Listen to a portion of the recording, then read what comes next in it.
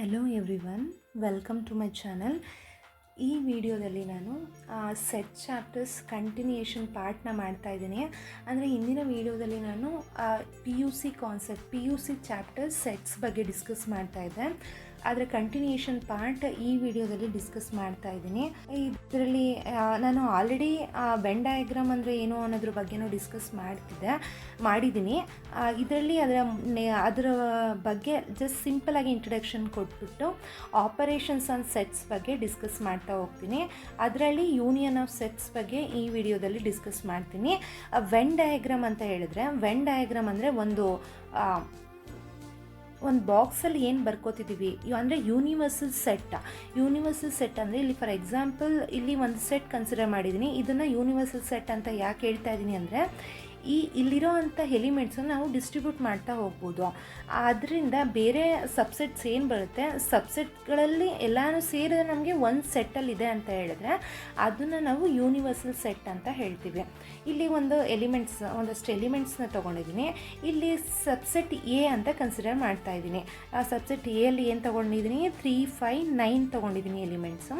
3, 5, 9 ಅಂತ ಹೇಳಿದ್ರೆ ಈ ಎಲಿಮೆಂಟ್ಸ್ ಎಲ್ಲ ಏನಾಗಿದೆ, ಈ ಸೆಟ್ ಯು ಅಲ್ಲಿ ಇದೆ. ಅಂದರೆ ಈ subset A is A subset of U ಆಗ್ತಾ ಇದೆ. ಅಂದರೆ elements in the set A is present in U ಆಗ್ತಾ ಇದೆ. ಸೊ ಅದರಿಂದ ನಾವು ಯುನ ಯೂನಿವರ್ಸಲ್ ಸೆಟ್ ಅಂತ ಹೇಳ್ತಾ ಇದ್ದೀನಿ. ಇದನ್ನು ನಾನು ವೆನ್ ಡಯಾಗ್ರಾಮಲ್ಲಿ ಹೇಗೆ ರೆಪ್ರೆಸೆಂಟ್ ಮಾಡೋದು ಅಂತ ಅಂದರೆ, ಇಲ್ಲಿ ಬಾಕ್ಸ್ ಒಳಗಡೆ ನಾವು ಏನು ಬರ್ಕೋತೀವಿ ಅದು ಯೂನಿವರ್ಸಲ್ ಸೆಟ್ ಆಗಿರುತ್ತೆ. ಅಂದರೆ ಯು ಅಂತ ಹೇಳಿದ್ರೆ ಈ ಕಂಪ್ಲೀಟ್ ಬಾಕ್ಸ್ ಒಳಗಡೆ ಏನಿದೆ ಅಷ್ಟು ಎಲಿಮೆಂಟ್ಸು ಈ ಯು ಅಲ್ಲಿ ಇದೆ ಅಂತ ಅರ್ಥ.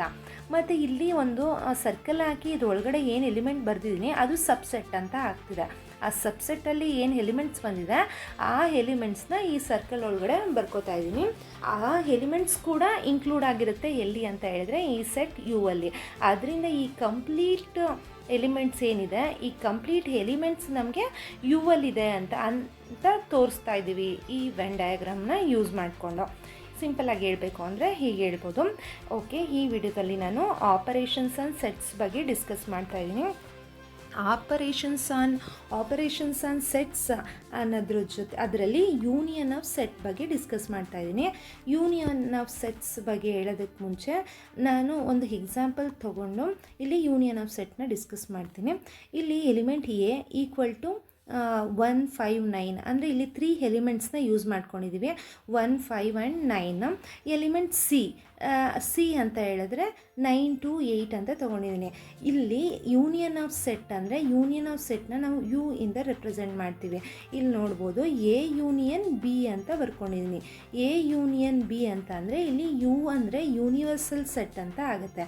ನಾನು ಆಲ್ರೆಡಿ ಹೇಳಿದೆ, ಇಲ್ಲೂ ಹೇಳಿದೆ, ವೆನ್ ಡಯಾಗ್ರಾಮ್ ಅಂತ ಹೇಳಬೇಕಾದ್ರೆ ಯೂನಿವರ್ಸಲ್ ಸೆಟ್ ಅಂತ ಆಗ್ತಿದೆ. ಅಂದರೆ ಯೂನಿವರ್ಸಲ್ ಅಂತ ಹೇಳಿದ್ರೆ ಕಂಪ್ಲೀಟ್ ಎಲ್ಲ ಎಲಿಮೆಂಟ್ಸು ಇನ್ಕ್ಲೂಡ್ ಆಗಿದೆ ಅಂತ, ಕಂಬೈನ್ ಆಗಿದೆ ಅಂತನಾದರೂ ಹೇಳ್ಬೋದು. ನೆನ್ಪಿಟ್ಕೋಬೇಕು ಅಂದರೆ ಯೂನಿಯನ್ ಆಫ್ ಸೆಟ್ ಅಂದರೆ ಕಂಬೈನ್ ಆಫ್ ಸೆಟ್ಸ್ ಅಂತ ನೆನ್ಪಿಟ್ಕೋಬೋದು. ಬೇಕಾದ್ರೆ ಕಂಬೈನ್ ಅಂತ ನೆನ್ಪಿಟ್ಕೊಂಡ್ರೆ ಎಲ್ಲ ಎಲಿಮೆಂಟ್ಸು ಕಂಬೈನ್ ಆಗ್ತಿದೆ ಅಂತ. ಇಲ್ಲಿ ಎ ಸೆಟ್ ಏನೇನಿದೆ 1, 5, 9 ಅದನ್ನು ಇಲ್ಲಿ ಬರ್ಕೋತಾ ಇದ್ದೀನಿ. ಹಾಗೆಯೇ ಸಿ ಅಲ್ಲಿ 9 to 8 ಅಂತ ಇದೆ. 9 ಈ ಸೆಟ್ ಎ ಅಲ್ಲೂ ಇರೋದ್ರಿಂದ ಅದನ್ನು ನಾನು ಒಂದೇ ಸಲ ಬರ್ಕೋಬೇಕು. ಸೆಟ್ನ ಹೇಗೆ ಫಾರ್ಮೇಷನ್ ಮಾಡ್ಕೋತೀವಿ ಅಂತ ನಾನು ಆಲ್ರೆಡಿ ಅದರಲ್ಲಿ ಏನೇನು ರೂಲ್ಸ್ ಬರುತ್ತೆ ಅನ್ನೋದನ್ನು ನಾನು ಇಂದಿನ ವೀಡಿಯೋಗಳಲ್ಲಿ ಡಿಸ್ಕಸ್ ಮಾಡಿದ್ದೀನಿ. ಆ ವಿಡಿಯೋ ಲಿಂಕ್ ಬೇಕಾದರೆ ನಾನು ಡಿಸ್ಕ್ರಿಪ್ಷನಲ್ಲಿ ಹಾಕಿರ್ತೀನಿ. ಸೆಟ್ ಇಂಟ್ರೊಡಕ್ಷನ್ ಬಗ್ಗೆ ತಿಳ್ಕೊಬೋದು, ಸೆಟ್ಸ್ನ ಹೇಗೆ ಬರೀಬೇಕು, ಅದಕ್ಕೆ ಏನೇನು ರೂಲ್ಸ್ನ ಫಾಲೋ ಮಾಡಬೇಕು ಅಂತ. ಅದರಲ್ಲಿ ಒಂದು ರೂಲ್ ಏನಾಗಿರುತ್ತೆ ಅಂದರೆ ಎಲಿಮೆಂಟ್ಸು ರಿಪೀಟ್ ಆಗಿರಬಾರ್ದು. ಅದರಿಂದ ಇಲ್ಲಿ ಈ ಸೆಟ್ ಎ ಅಲ್ಲಿ 9 ಇರೋದ್ರಿಂದ ಸೆಟ್ ಸಿ ಯಲ್ಲೂ ಬಂದಿರೋದ್ರಿಂದ ಅದನ್ನು ಒಂದೇ ಸಲ ಬರ್ಕೋಬೇಕು. ಅದರಿಂದ 9 ಹಾಗೆ ಬರ್ಕೊಂಡಿದ್ದೀನಿ. ಉಳಿದಿರೋ ಎಲಿಮೆಂಟ್ 2, 8ನ ಬರ್ಕೋತಾ ಇದ್ದೀನಿ. ಸೊ ಯು ಅಂದರೆ ಯೂನಿವರ್ಸಲ್ ಸೆಟ್ ಆಗಿರುತ್ತೆ. ಎ ಯೂನಿಯನ್ ಬಿನ ನಾವು ಹೀಗೆ ಬರ್ಕೋತಾ ಇರ್ತೀವಿ. ಯೂನಿಯನ್ ಆಫ್ ಸೆಟ್ ಈ ಆಪರೇಷನ್ನ ಹೇಗೆ ಯೂಸ್ ಮಾಡ್ತೀವಿ ಅಂತಂದರೆ, ಬಂದಿರೋವಂಥ ಎಲಿಮೆಂಟ್ಸ್ ಎರಡನ್ನೂ ಕಂಬೈನ್ ಮಾಡ್ತಾ ಇರ್ತೀವಿ. ಎರಡೇ ಎಲಿಮೆಂಟ್ಸ್ ಎಲ್ಲ ಎಷ್ಟು ಸೆಟ್ ಆದರೂ ಎರಡೇ ಸೆಟ್ ಅಂತ ಆಗಿರೋದಿಲ್ಲ, ಎಷ್ಟು ಸೆಟ್ಸ್ ಆದರೂ ಯೂಸ್ ಮಾಡ್ಕೋಬೋದು. ಅಂದರೆ ಯೂನಿಯನ್ ಆಫ್ ಸೆಟ್ ಮಾಡ್ತಾ ಇದ್ದೀವಿ ಅಂತ ಹೇಳಿದ್ರೆ ಆ ಎಲಿಮೆಂಟ್ಸ್ನೆಲ್ಲ ನಾವು ಕಂಬೈನ್ ಮಾಡ್ತಾ ಇದ್ದೀವಿ ಅಂತ ಅರ್ಥ ಆಗಿರುತ್ತೆ. ಇವಾಗ ಒಂದು ಪ್ರಾಬ್ಲಮ್ನ ಡಿಸ್ಕಸ್ ಮಾಡೋಣ. ಇದರಲ್ಲಿ ಪ್ರಾಬ್ಲಮ್ ಏನಿದೆ ಅಂತ ಅಂದರೆ, A equal to A E I O U ಅಂತ ಕೊಟ್ಟಿದ್ದಾರೆ. A E I O U ಅಂತ ಕೊಟ್ಟಿದ್ದಾರೆ. ಅದೇ ಬಿ ಅಂದರೆ ಎ ಐ ಯು ಅಂತ ಕೊಟ್ಟಿದ್ದಾರೆ. Show that A union B equal to A ಅಂತ. ನಾವು ಎ ಯೂನಿಯನ್ ಬಿ ಮಾಡಿದ್ರೆ ನಮಗೆ ಎಯಲ್ಲಿರೋವಂಥ ಎಲಿಮೆಂಟ್ ಸಿಗ್ತಾನೆ ಹೋಗುತ್ತೆ ಈಸಿಯಾಗಿ ನೋಡೋದಾದರೆ. ಫಸ್ಟು ಎ ಅಂದರೆ ಏನು ಅಂತ ಅವರೇ ಕೊಟ್ಟಿದ್ದಾರೆ, ಬಿ ಅಂದ್ರೂ ಕೊಟ್ಟಿದ್ದಾರೆ. ಇದನ್ನು ಯೂನಿಯನ್ ಆಫ್ ಸೆಟ್ ಮಾಡೋಣ. A union B, A union B equal to A ಅಂತ ಹೇಳಿದ್ರೆ ಸೆಟ್ ಎಲ್ಲಿ ಏನಿದೆ A E I O U ಅಂತ ಆಯಿತು. ಇನ್ನು ಯೂನಿಯನ್ ಆಫ್ ಸೆಟ್ ಬಿ ಯಲ್ಲಿ ಏನಿದೆ ಎ ಐ ಯು ಇದೆ. ನಾನು ಆಲ್ರೆಡಿ ಹೇಳಿದೆ ಸೆಟ್ನ ಬರಿಬೇಕು ಅಂದರೆ ಎಲಿಮೆಂಟ್ಸು ರಿಪೀಟ್ ಆಗಬಾರ್ದು ಅಂತ ಹೇಳಿದೆ. ಈ ಸೆಟ್ಟಲ್ಲಿ ಫಸ್ಟ್ ಏನಿದೆ ಎ ಯೂನಿಯನ್ ಬಿ ಮಾಡ್ತಾ ಇರೋದ್ರಿಂದ ಸೆಟ್ ಎ ಅಲ್ಲಿ ಏನಿದೆ ಅದನ್ನೆಲ್ಲ ಬರ್ಕೊಬೋಣ. A E I O U ಎಲ್ಲನೂ ಬರ್ಕೊಂಡಾಯಿತು. ಇನ್ನು ಸೆಟ್ ಬಿ ಯಲ್ಲಿದೆ ಅಲ್ವಾ ಎ ಐ ಯು ಎಲಿಮೆಂಟ್ಸ್ ಇದರಲ್ಲಿ ಈ ಸೆಟ್ ಎ ಅಲ್ಲಿದ್ದರೆ ಅದನ್ನು ಮತ್ತೆ ನಾವು ರಿಪೀಟ್ ಮಾಡಿ ಬರ್ಕೊಳ್ಳೋ ಆಗಿಲ್ಲ. ಅಂದರೆ ಅದು ರೂಲ್ ಆಗಿದೆ. ಸೆಟ್ ಬರಿಬೇಕಾದ್ರೆ ಅದು ರೂಲ್ಸ್ ಇದೆ, ಎಲಿಮೆಂಟ್ಸ್ ಏನಾದರೂ ರಿಪೀಟ್ ಆಗಬಾರ್ದು ಅಂತ. ಅದರಿಂದ ಎ ಇದೆಯಾ, ಈ ಸೆಟ್ಟಲ್ಲೂ ಎ ಇದೆ, ಅದರಿಂದ ಒಂದ್ಸಲಿ ಬರ್ದಿರೋದ್ರಿಂದ ಮತ್ತೆ ರಿಪೀಟ್ ಬರ್ಕೋತಾ ಇಲ್ಲ. ಇಲ್ಲಿ ಐ ಇದೆ, ಇದರಲ್ಲೂ ಐ ಬಂದಿರೋದ್ರಿಂದ ರಿಪೀಟ್ ಮತ್ತೆ ಮಾಡೋ ಆಗಿಲ್ಲ. ಹಾಗೆಯೇ ಯು ಕೂಡ ರಿಪೀಟ್ ಇಲ್ಲಿರೋದ್ರಿಂದ ರಿಪೀಟ್ ಮಾಡೋ ಆಗಿಲ್ಲ. ಸೊ ಎಲಿಮೆಂಟ್ಸ್ ಇಷ್ಟೇ ಬರುತ್ತೆ, A E I O U. A E I O U ಯಾವ ಸೆಟ್ಟಲ್ಲಿದೆ ಅಂತಂದರೆ ಈ ಸೆಟ್ ಎ ಅಲ್ಲಿದೆ, A E I O U. ಅದರಿಂದ ಇದನ್ನು ನಾವು ಎ ಅಂತಲೇ ಬರ್ಕೋಬೋದು. ಸೊ ಎ ಯೂನಿಯನ್ ಬಿ ಅದನ್ನು ನಾವು ಶೋ ದಟ್ ಅಂತ ಕೊಟ್ಟಿದ್ರು. A union B equal to A ಅಂತ ಪ್ರೂವ್ ಮಾಡಾಯಿತು. ಇದು ಯೂನಿಯನ್ ಆಫ್ ಸೆಟ್ ಅಂದರೆ ಏನು ಅಂತ ಇವಾಗ ಅದರ ಡೆಫಿನೇಷನ್ ನೋಡೋಣ. ಯೂನಿಯನ್ ಆಫ್ ಸೆಟ್ ಅಂತ ಹೇಳಿದ್ರೆ union of two sets A and B is the set C. ಅಂದರೆ ಇಲ್ಲಿ ಎರಡು ಸಬ್ಸೆಟ್ಸ್ಗಳು ಸಿಗ್ತಾ ಇದೆ, ಎ ಆ್ಯಂಡ್ ಬಿ.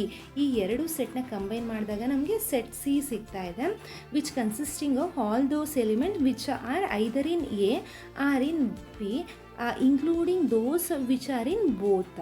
ಅಂದರೆ ನಾವು ಏನು ಸೆಟ್ ಸಿ ಬರಿತಾ ಇದ್ದೀವಿ ಅದು ಎ ಅಲ್ಲೂ ಇದೆ, ಬಿ ಅಲ್ಲೂ ಇದೆ, ಎ ಅಲ್ಲಿದೆ, ಬಿ ಅಲ್ಲಿದೆ, ಇನ್ಕ್ಲೂಡಿಂಗ್ ಬೋತಲ್ಲೂ ಇರ್ಬೋದು.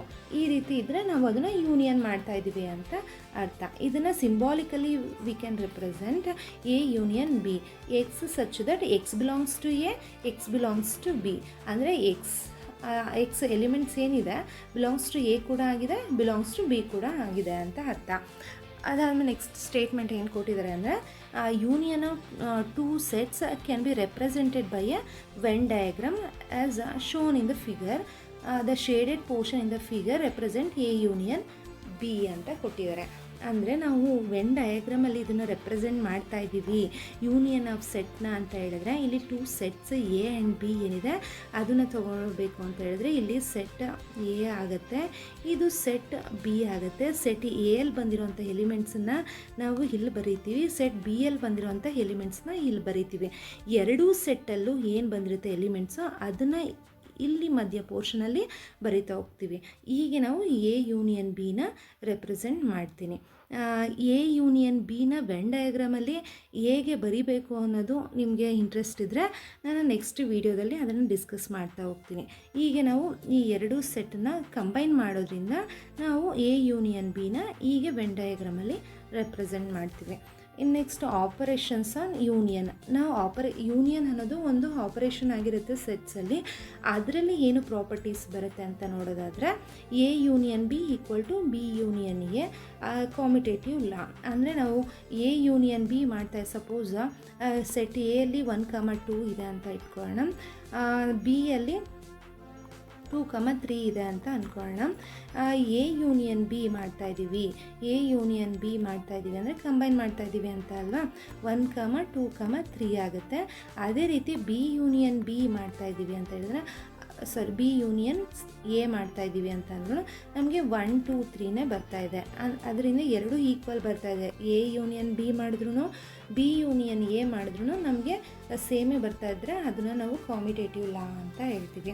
ಅದೇ ರೀತಿ A union B union C, first A union B ಮಾಡ್ಕೋಬೇಕು. ಅದು ಬಂದಿರೋವಂಥ ಎಲಿಮೆಂಟ್ಸ್ನ ಸಿ ಜೊತೆ ಮತ್ತೆ ಯೂನಿಯನ್ ಮಾಡ್ತಾಯಿದ್ವಿ, ಮತ್ತೆ ಒಂದು ಸೆಟ್ ಜೊತೆ ಯೂನಿಯನ್ ಮಾಡ್ತಾಯಿದ್ದೀವಿ. ಹೀಗೆ ಮಾಡೋದು. ಮತ್ತು ಇಲ್ಲೂ ಅದೇ ರೀತಿ ಬಿ ಯೂನಿಯನ್ ಸಿ ಫಸ್ಟ್ ಮಾಡಿ ಅದಾದಮೇಲೆ ಮತ್ತೆ ಎ ಯೂನಿಯನ್ ಬಂದಿರೋವಂಥ ಎಲಿಮೆಂಟ್ಸ್ ಜೊತೆ ಮಾಡಿದ್ರೆ ನಮಗೆ ಎರಡು ಈಕ್ವಲ್ ಬರ್ತಿದ್ರೆ ಅದನ್ನು ಅಸೋಸಿಯೇಟಿವ್ ಲಾ ಅಂತ ಹೇಳ್ತೀವಿ. ಹಾಗೆಯೇ A union empty set, law of identity elements and is the identity of set A ಅಂತ ಹೇಳ್ತಾ ಇದ್ದಾರೆ. Next A union A equal to A idempotent law ಅಂತ ಹೇಳ್ತೀವಿ. A union A is equal to U ಅಂತ ಬರೀತೀವಿ, ಅದೇ law universe ಅಂತ ಹೇಳ್ತೀವಿ. ಹೀಗೆ ನಾವು ಯೂನಿಯನ್ ಆಫ್ ಸೆಟ್ಸ್ನ ರೆಪ್ರೆಸೆಂಟ್ ಮಾಡ್ತೀವಿ. ಆಪರೇಷನ್ ಯೂನಿಯನ್ ಆಫ್ ಸೆಟ್ ಅಂತ ಹೇಳಿದ್ರೆ ಇದು ಒಂದು ಸೆಟ್ಟಲ್ಲಿ ಆಪರೇಷನ್ ಆಗಿರುತ್ತೆ. ಈ ವಿಡಿಯೋದಲ್ಲಿ ನಾನು ಯೂನಿಯನ್ನ ಹೇಗೆ ಬರ್ಕೋಬೋದು ಅನ್ನೋದ್ರ ಬಗ್ಗೆ ಡಿಸ್ಕಸ್ ಮಾಡಿದ್ದೀನಿ. ಇನ್ನು ನೆಕ್ಸ್ಟ್ ವಿಡಿಯೋದಲ್ಲಿ next operation intersection of set ಬಗ್ಗೆ ಡಿಸ್ಕಸ್ ಮಾಡ್ತಾ ಹೋಗ್ತೀನಿ. Thank you.